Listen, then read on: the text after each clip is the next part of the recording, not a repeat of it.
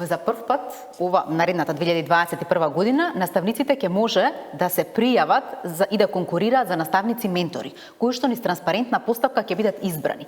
Во тој момент наставник ментор кога се поставува, тој се грижи да програмскиот дел од наставата или она кој што значи квалитет во училница да се спроведува на најсоодветен начин. Некои училишта ќе добијат двајца, некои еден, зависно од бројот на ученици, но тој излегува од настава, тој е најдобриот, најквалитетниот кој што знае да создава материјали, кој што знае да ги подучува другите наставници на кој начин да го пренесат своето знаење.